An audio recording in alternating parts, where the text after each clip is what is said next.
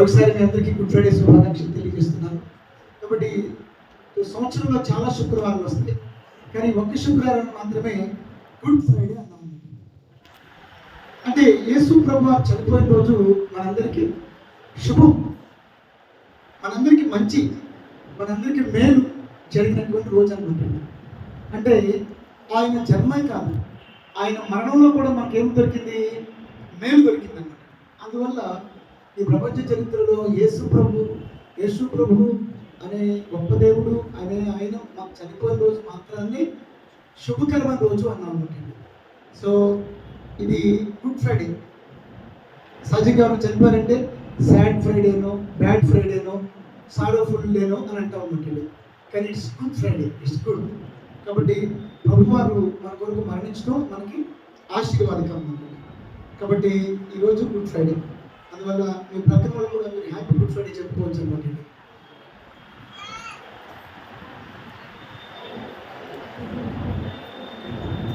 ఈ మార్నింగ్ మీకు ఈ యొక్క శుక్రవారం నాడు ఎందుకు శుభకరమైన శుక్రవారం, ఎందుకు మనకి ఆశీర్వాదకరమైన శుక్రవారం అనే విషయం మీతో చెప్తాను.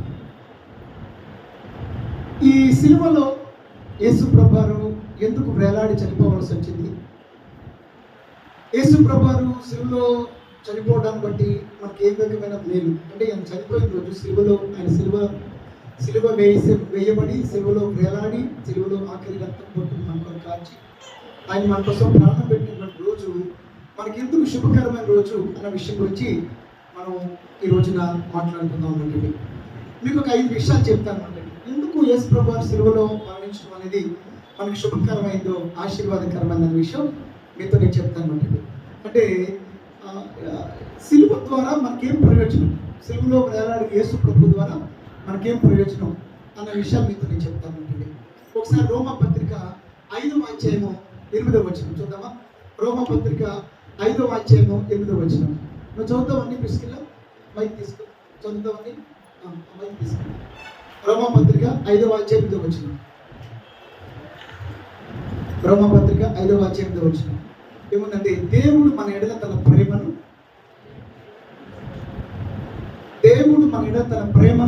వెల్లడిపరుచున్నాడు.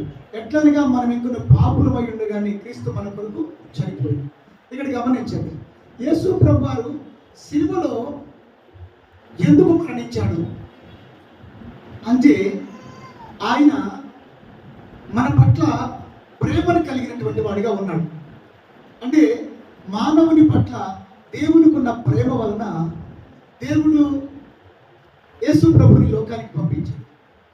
ఆ యేసు ప్రభువారు సిలువలో మన కొరకు మరణించి ప్రాణాన్ని పెట్టడం వల్ల మనకేం కలిగింది? ఆ సిలువలో ప్రాణం పెట్టడం ద్వారా ఏమి నిరూపించబడింది?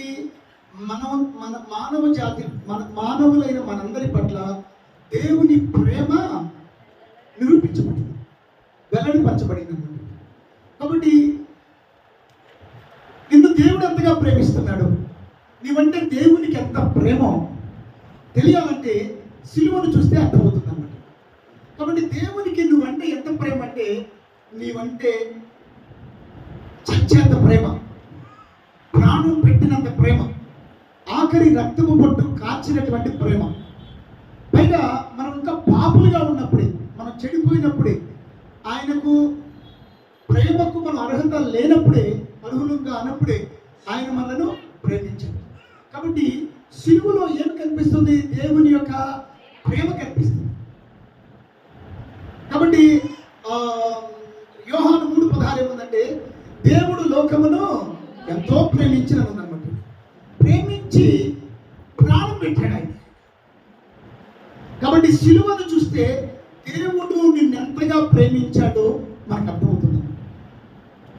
సో సిలువలో ఏముంది? దేవుని యొక్క ప్రేమ బహిర్గతమైంది, ప్రేమ నిరూపించబడింది, ప్రేమ వెల్లడి చేయబడింది అన్నమాట.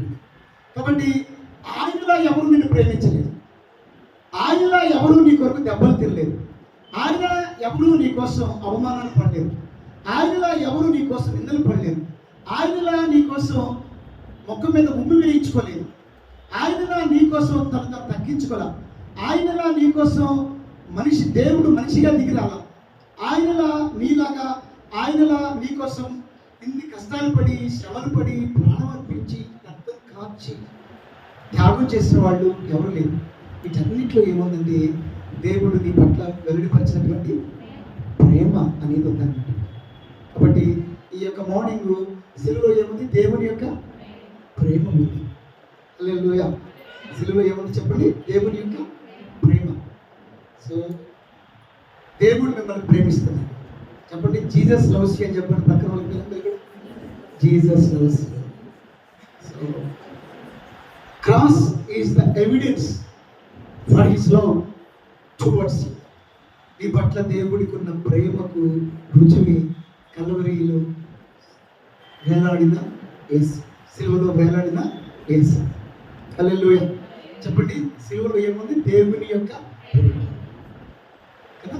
కాబట్టి సిలువను చూస్తే నీకు ఏం అర్థం అవ్వాలి? దేవుని యొక్క ప్రేమ అర్థం కావాలి. ఓకేనా? హెబ్రీ పత్రిక 9:22 ఒకసారి చూద్దాం. నేను చదివేస్తానులే. హెబ్రీ పత్రిక 9:22. హెబ్రీ పత్రిక 9:22 ఏముందంటే, ధర్మశాస్త్రం ప్రకారము సమస్త వస్తువులను రక్తము చేత శుద్ధి చేయబడిననియు, రక్తము చిందింపకుండా పాపక్షమాపణ కలుగుననియు సామాన్యముగా చెప్పవచ్చు. అలాగనే 10:4 ఎట్లనగా ఎట్ల యొక్కయు మేకల యొక్కయు రక్తము పాపములను తీసివేయుట అసాధ్యం. ఇప్పుడు గమనించండి ప్రియమిత్రులారా, రక్తము చిందించకుండా పాపక్షమాపణ అనేది కలుగుతుంది. మరి ఏ రక్తము? గొర్రెల యొక్కయు మేకల యొక్కయు రక్తము పాపములను తీసివేయటం అసాధ్యం. అందువలన గొర్రెల యొక్కయు మేకల యొక్కయు రక్తము పాపాలు తీసివేయలేదని యేసుక్రీస్తే తన రక్తాన్ని సిలువలో మన కొరకు చిందించాడు. కాబట్టి యేసుక్రీస్తు సిలువలో రక్తము చిందించడం ద్వారా మనకి పాప క్షమాపణ కలిగింది. చెప్పండి. కాబట్టి యేసుక్రీస్తు సిలువ ద్వారా మనకి ఏం కలిగింది చెప్పండి? పాప క్షమాపణ కలిగింది. మరి ఇప్పుడు యేసుక్రీస్తు వారు కనుక సిలువలో రక్తం చిందించకపోతే మన పాపాలు మన మీద నిలిచి ఉండే. మీకు గుడ్ న్యూస్ చెప్పనా? ఇప్పుడు యేసుక్రీస్తు వారు సిలువలో రక్తం చిందించడాన్ని బట్టి, ఆ సిలువలో యేసుక్రీస్తు రక్తం చిందించింది నీ కోసమే ఆయన విశ్వాసం ఉంచడాన్ని బట్టి నీ పాపాలకు క్షమాపణ కలిగింది. సంతోషంగా లేదా మీకు? స్తోత్రం చెప్పండి గట్టిగా. కాబట్టి యేసు ప్రభు సిలువ ద్వారా ఏమొచ్చింది మనకి? పాప క్షమాపణ. యేసుక్రీస్తు సిలువ రక్తం ద్వారా ఏం కలిగింది చెప్పండి మనకి? పాప క్షమాపణ. Forgiveness to his cross. పాప క్షమాపణ కలిగింది కదా. అందుకే మనకు నా సంకటములన్నీ ఆయన పాపముల కొరకు తన రక్తాన్ని చిందించాడు సిలువలో. ఒకటి, సిలువలో ఏముంది? దేవుని ప్రేమ వెల్లడిపరచబడింది. 2, సిలువలో ఏం కలిగింది మనకి? చెప్పండి, సిలువలో ఏం కలిగింది చెప్పండి? పాప క్షమాపణ కలిగింది. ఓకేనా? 1 కొరింథీ 3వ పాయింట్. 1 కొరింథీ పత్రిక 1:18. కొరింథీయులకు రాసిన 1 పత్రిక 1:18. సిలువను గూర్చిన వార్త నశించుచున్న, ఎవరు చదువుతాను. సిలువను గూర్చిన వార్త నశించుచున్న వారికి విరుద్ధము గాని రక్షింపబడుచున్న మనకు దేవుని శక్తి. వింటున్నారా? సిలువను గూర్చిన వార్త నశించున్న వారికి విరుద్ధము గాని రక్షింపబడుచున్న మనకు దేవుని శక్తి. అంటే సిలువలో ఏముంది?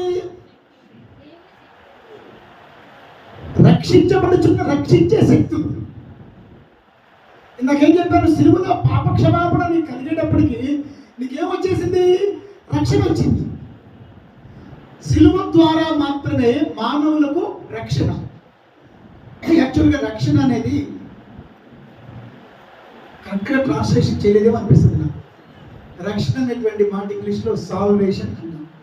సాల్వేషన్ మళ్ళీ తెలుగులో ట్రాన్స్లేషన్ చేస్తే ఏమవుతుందంటే మోక్షము, విముక్తి అర్థం అన్నమాట. కాబట్టి యేసుక్రీస్తు సిలువ ద్వారా మనకేం కలిగింది? రక్షణ కలిగింది. స్తోత్రం చెప్పండి. యేసు సిలువలో ఏముందో మనకి చెప్పండి? రక్షణ ఉంది. మొదటి చెప్పాను, యేసు సిలువలో ఏం కనపడుతుంది? దేవుని యొక్క ప్రేమ కనిపిస్తుంది. తర్వాత యేసు సిలువలో మనకి ఏం కనిపిస్తుంది? ఏం కనిపిస్తుంది చెప్పండి? పాప క్షమాపణ కనిపిస్తుంది. తర్వాత యేసు సిలువ ద్వారా ఏం కనిపిస్తుంది మనకి? ఏమొచ్చింది చెప్పండి? మనకి రక్షణ వచ్చింది. మీకు సంగతి చెప్పమంటారా? ఇప్పుడు మనకేమో యేసుక్రీస్తు సిలువ ద్వారా మనకు రక్షణ కలగకపోతే మన పాపాల వల్ల మనం ఏం పొందేవాళ్ళం? శిక్ష పొందేవాళ్ళం. అంటే శిక్ష తాను తీసుకుని మనకేమిచ్చాడు? రక్షణ ఇచ్చింది. శిక్ష ఏమో తను తీసుకున్నాడు, రక్షణేమో మనకి ఇచ్చాడు. అందుకనే క్రీస్తు యేసునందున్న వారికి ఏ శిక్ష లేదు. ఇక ఎందుకు? ఆ శిక్ష ఏదో ఆయన భరించేశాడు సిలువలో. శిక్ష ఆయనకి, రక్షణ నీకు. శిక్ష యేసుకి, రక్షణ నాకు. యాక్చువల్గా ఇప్పుడు యేసు ప్రభు సిలువలో పొందిన శిక్ష ఈ ప్రపంచంలో ఏ మనిషి పొందల.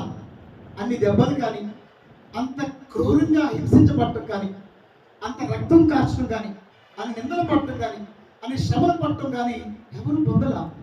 మీరు ఒక్కసారి ఊహించండి. ఆ శిక్ష ఆయన మీద వేసుకొని ఉండకపోతే ఆ శిక్షలో ఆ ప్లేస్లో ఎవరు ఉండాలి? ఆ ప్లేస్లో ఎవరుండాలి చెప్పండి? మనమే ఉండాలి. అద్భుతం. ఆ శిక్ష ఏదో తాను తీసేసుకుని మనకి ఇచ్చాడు, రక్షణ ఇచ్చాడు. కాబట్టి యేసుక్రీస్తు వారు సిలువలో వేలాడింది మనం రక్షించడానికి. మరి ఇప్పుడు చెప్పండి, ఆయన ఇచ్చే రక్షణ మనం తీసుకుంటే శిక్ష పోతుంది. మరి ఆ రక్షణ తీసుకోకపోతే మన మీద ఏముంటుంది? ఇంకా చెప్పాలి, శిక్ష ఉంటుంది. కాబట్టి శిక్ష కావాలా, రక్షణ కావాలా? నాకు శిక్షే కావాలి, నేనే సిలువలో వేలాడతాను, ఆ దెబ్బలన్నీ నాకే కావాలి అన్నవాళ్ళు ఉంటే కనుక దేవుని స్తోత్రం చెప్తారా? ఎదుట్లో కూడా చెప్పాలండి. పరమ స్తోత్రం చెప్పాలి కనుక చెప్పండి. శిక్ష యేసు వారికి, రక్షణ పాపులు. అందుకనే బైబిల్లో మంచి పట్టండి, పాపులను రక్షించుటకు క్రీస్తు యేసు లోకమునకు వచ్చిన. 1 తిమోతి 1:15. పాపులను రక్షించడానికి యేసుక్రీస్తు లోకానికి వచ్చాడు. ఆ రక్షించడం కొరకే సిలువలో వేలాడు. సిలువ ద్వారా ఏం చెప్పండి? రక్షణ. ఎన్ని మాటలు చెప్పాను మీకు? ఇప్పుడు 3 మాటలు చెప్పాను. ఒక మాట ఏంటి? సిలువలో దేవుని ప్రేమ ఉంది. తర్వాత సిలువలో పాప క్షమాపణ ఉంది. సిలువలో రక్షణ ఉంది. ఇప్పుడు మీరు కొలసీ పత్రికలోకి రండి. కొలసీలు రాసినటువంటి పత్రిక 1వ అధ్యాయం 20వ వచనం చదువుతాను. కొలసీ రాసిన పత్రిక 1వ అధ్యాయం 20వ వచనం. సిలువ రక్తము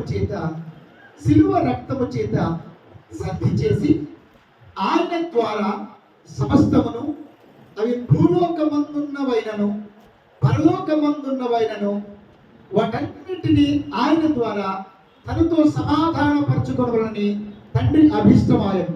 20వ వచనం వాళ్ళు అండర్లైన్ చేసుకోండి. First sentence, first portion. సిలువ రక్తము చేత సంధి చేసి ఆయన ద్వారాను సమస్తమును, అవి భూలోకమందున్నవైనను పరలోకమందున్నవైనను, వాటన్నిటినీ ఆయన ద్వారా తనతో సమాధానపరచుకోవాలని తండ్రి అభీష్టమాయను. ఇప్పుడు గమనించండి, సిలువ ద్వారా దేవుడు మానవునితో ఏం చేసుకున్నాడు? సంధి చేసుకున్నాడు. సంధి అంటే సమాధానం. అంటే యేసుక్రీస్తు వారు సిలువలో వేలాడకముందు, యేసుక్రీస్తు మన శిక్ష తాను భరించకముందు, మన పాపముల వలన మనకిని దేవునికి ఏమి లేదు? ఎడబాటు ఉంది, సమాధానం లేదు. కానీ సిలువ ద్వారా ఏమైంది? దేవునికి మనకి మధ్యలో సంధి చేయబడింది. There is peace through his cross. ఆయన సిలువ ద్వారా ఏమొచ్చింది మనకి చెప్పండి? సమాధానం వచ్చింది అనమాట. ఇప్పుడు ఎవరితో సమాధానం పడ్డాం? కాబట్టి దేవునితో సమాధానం పడటానికి, దైవ సాన్నిధ్యానికి చేరడానికి, దేవునితో సంధి చేసుకోవడానికి ఉన్న ఒకే ఒక మార్గం సిలువ మార్గం. సిలువ మార్గం అనేది శాంతి మార్గం. స్తోత్రం చెప్పండి గట్టిగా. హల్లెలూయా. అందుకే యేసు ప్రభు అన్నాడు, నేనే మార్గమును, నేనే సత్యమును, నేనే జీవమును. Cross is the way to Cross is the way to reconcile with God. Cross is the way to restore our relationship with God. Cross is the way to reach heaven. Cross is the cross is the one and only way to heaven. కాబట్టి క్రీస్తు సిలువే మార్గం. సిలువలో ఏముంది గొప్ప? సమాధానం ఉంది. స్తోత్రం చెప్పండి. సిలువలో ఏముంది గొప్ప? దేవునితో సమాధానం. ఇప్పుడు సిలువ దగ్గర కాబట్టి మనం దేవునితో ఏమయ్యో చెప్పండి? సమాధానం పడతాం. మీకు సంగతి తెలుసు కదా, ఆ 7 మాటల్లో వస్తాను. 2 దొంగలు ఉన్నారు కదా యేసు ప్రభుతో పాటు. ఒకరి దొంగ సమాధాన పడలేదు, వాడు నరకానికి వెళ్తాడు. ఆ దొంగ సిలువలో వేలాడికి యేసు వైపు చూస్తూ యేసుతో ఏమయ్యాడు చెప్పండి? పాప విషయం పశ్చాత్తాపడి యేసుతో ఏమయ్యాడు చెప్పండి? సమాధాన పడ్డాడు. సమాధాన పడినప్పటికీ ఎక్కడికి వెళ్ళాడు? అతను ప్రదేశ్కి వెళ్ళాడు, దైవ సన్నిధికి చేరుకోగలిగాడు. కాబట్టి ఈ రోజున మనందరం కూడా దేవునితో సమాధాన స్థితిని పొంది ఉన్నాం. అది కేవలము సిలువ ద్వారానే సాధ్యమైంది అనమాట. హల్లెలూయా. కాబట్టి సిలువ అనేది మనకేమిచ్చింది చెప్పండి? సమాధానం ఇచ్చింది అనమాట. సిలువ ద్వారా ఏం కలిగింది మనకి చెప్పండి? సమాధానం కలిగింది అనమాట. ఇంకొక మాట కూడా మీకు చెప్తాను. ఏమంట? కొరింథీ పత్రిక 2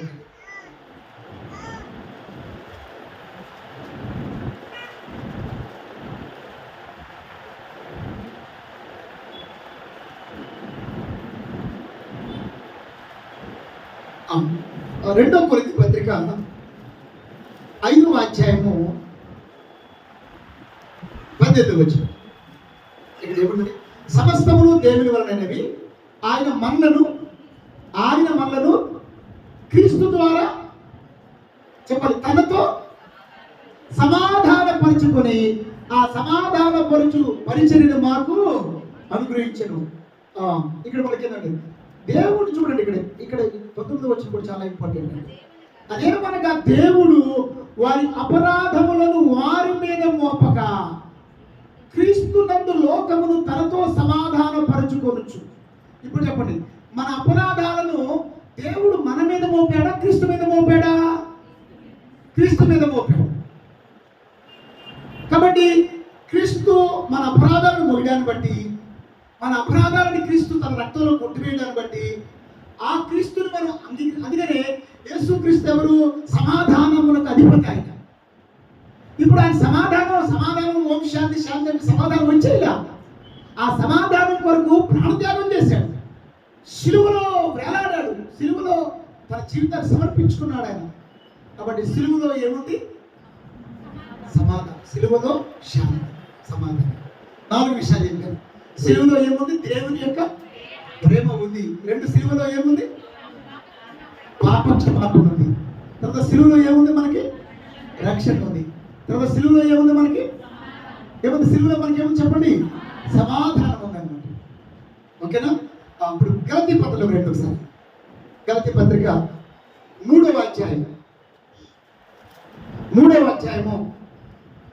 వచనం. ఆత్మను గుర్చిన గలతీ పత్రిక 3:13 ఆత్మను గుర్చిన వాగ్దానము విశ్వాసం వల్ల మనకు లభించినట్లు అబ్రహాము పొందిన ఆశీర్వచనము క్రీస్తు యేసు ద్వారా అన్ని జనులకు కలుగుటకై క్రీస్తు మన కోసం శాపమై మనలను ధర్మశాస్త్రము యొక్క శాపము నుండి విమోచించెను. ఇందును గురించి రాము మీద వేలాడిన ప్రతి వాడును శాపగ్రస్తుడు అని రాయబడి ఉన్నది. ఇప్పుడు గమనించండి, ఇక్కడ ప్రభునందు ప్రియమిత్రులారా, మనమందరం అంట ధర్మశాస్త్ర ప్రకారంగా, ధర్మశాస్త్రం అంటే చట్టం, it's law, book of law. ధర్మశాస్త్ర ప్రకారంగా మనందరం కూడా శాపగ్రస్తులు అంటే దేవుని చట్ట ప్రకారంగా, దేవుని యొక్క ధర్మశాస్త్ర ప్రకారంగా మనందరూ ఎవరో చెప్పండి? శాపగ్రస్తులు. శాపగ్రస్తులు కావడానికి కారణం ఏంటి? మనం చేసినటువంటి పాపం. అందువలన మనం అందరం కూడా ఏమిటంటే శాపగ్రస్తులుగా జీవిస్తున్నాం మనం అందరం కూడా. ఇప్పుడు చెప్పండి, ఈ శాపం అనేది మనకి ఎప్పుడు వచ్చింది? ఈ శాపం అనేది మనకి ఎప్పుడు వచ్చింది? ఎప్పటి నుంచి ఉంది శాపం అనేది మన జీవితాల్లో? పుట్టుకునే వచ్చింది. అసలు ఈ శాపం అనేది లేకపోతే ఈ పాపం అనేది ఎవరి ద్వారా సంక్రమించింది మనకి? ఎవరి ద్వారా సంక్రమించి చెప్పండి?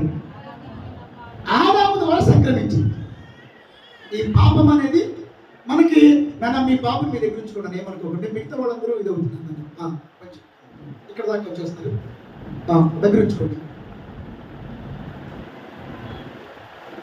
ఈ పాపం అనేది లేకపోతే శాపం అనేది ఎవరి ద్వారా సంక్రమించింది మనకి? ఆదాము ద్వారా సంక్రమించింది. అందువల్ల మనందరి నెత్తి మీద ఏముంది?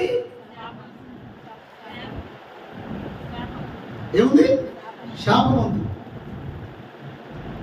మీకు సంగతి చెప్తారు. కొంతమంది అంటారు వాళ్ళ నెత్తి మీద దరిద్రం అంద అంటారు. మనందరం అంతే. నా నెత్తి మీద ఒకప్పుడు ఏమని చెప్పండి? దరిద్రం ఉంది. అదే మన నెత్తి మీద ఆ మాట చెప్పండి. ఎక్కడే ఉంటారు? వాళ్ళ నెత్తి మీద ఏముందంటారు చెప్పండి, చెప్పాలి. నెత్తి మీద దరిద్రం, నెత్తి మీద దారిద్ర్యం, నెత్తి మీద శాపం ఉందన్నమాట. ఆ నెత్తి మీద ఉన్న మీకు మాట చెప్పండి. ఇప్పుడు ఎవరైనా బ్లెస్ చేయాలంటే ఎక్కడ చేపెడతాం? చెప్పాలి. ఎవరైనా బ్లెస్ చేయాలంటే ఎక్కడ చేపెడతామండి? తల మీద చేపెడతాం. ఎక్కడ చేపెడతాం? తల మీద చేపెడతాం. కానీ మనందరి తల మీద ఏముంది చెప్పాలి? ఏముంది చెప్పండి, చెప్పండి. శాపం ఉంది. We were under curse before his crucifixion.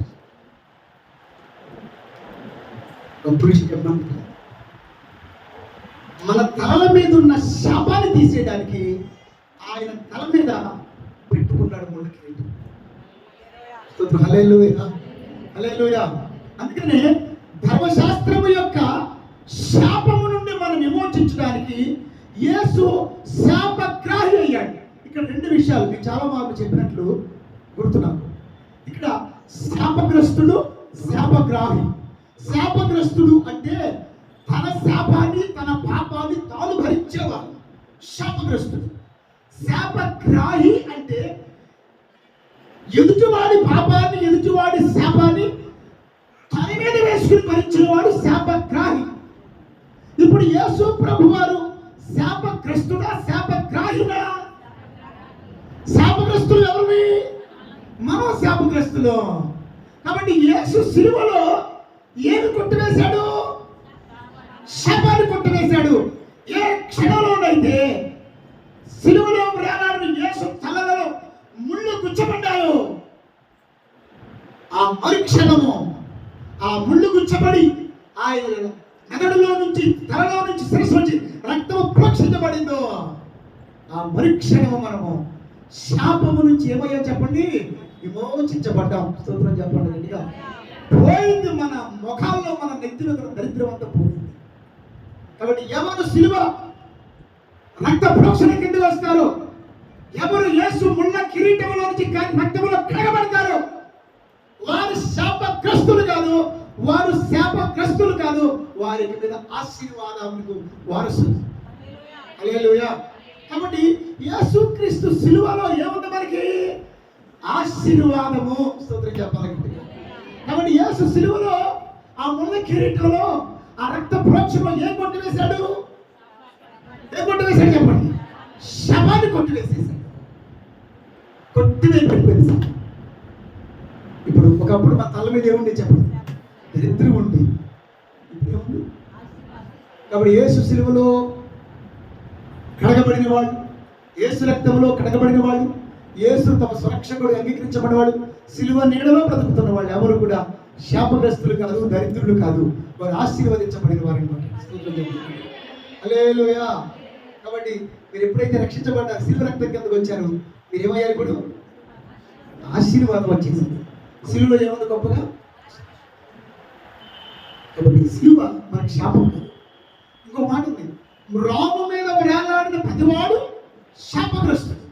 ఇప్పుడు చెప్పండి, రాజు అంటే ఆ చెట్టు. ఇప్పుడు యేసు ప్రభు వారు మోషే ధర్మశాస్త్ర ప్రకారంగా, యెహోవా ధర్మశాస్త్ర ప్రకారంగా సిలువ మీద, అంటే రాను అంటే చెట్టు, శాపగ్రస్తుడు అవుతాడో వాడిని నట్టి నిలువుగా నడి బజార్లో సిలువేసి అప్పగించేవాడు అనమాట. ఇప్పుడు చెప్పండి, వాడు సిలువ వేసి చంపబడుతున్నాడంటే జనమంతా ఏమనుకునేవాళ్ళు? వీడు పెద్ద శాపగ్రస్తుడు అనుకునేవాడు అనమాట.